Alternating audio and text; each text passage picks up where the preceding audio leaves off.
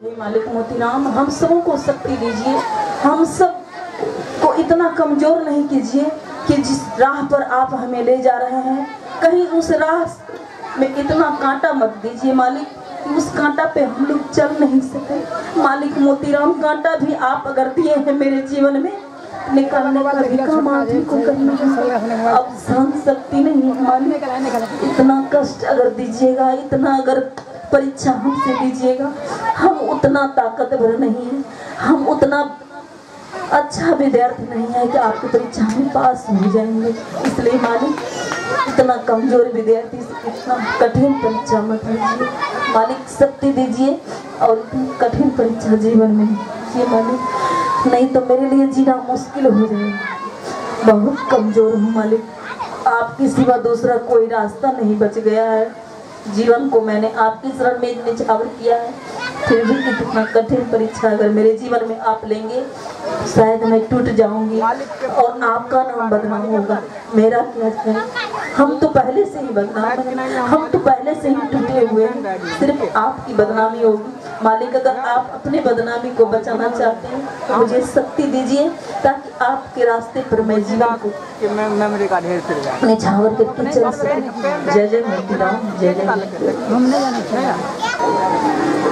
सोनाली साहेबा मोरा हे जोगी बला, सोनाली साहेबा मोरा हे जोगी बला, हम हूँ जोगी मियाँ मान जा, हम हूँ जोगी मियाँ मान जा। सोनाली साहेबा मोरा हे जोगी बेला, सोनाली साहेबा मोरा हे जोगी बेला, सोनाली साहेबा मोरा हे जोगी बेला, हम हूँ जोगी मियाँ मान जाए, हम हूँ जोगी मियाँ मान जाए। सोनाली साहेबा मोरा हे जोगी भेला, सोनाली साहेबा मोरा हे जोगी भेला।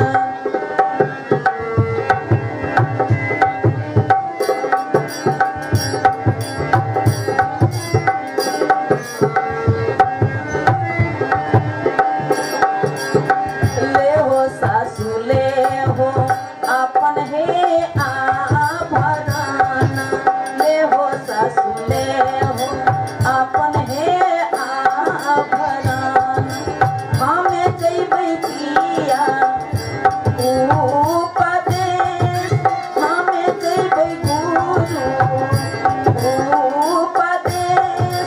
सोनाली साहेबा मोरा हे जोगी भेला, सोनाली साहेबा मोरा हे जोगी भेला, सोनाली साहेबा।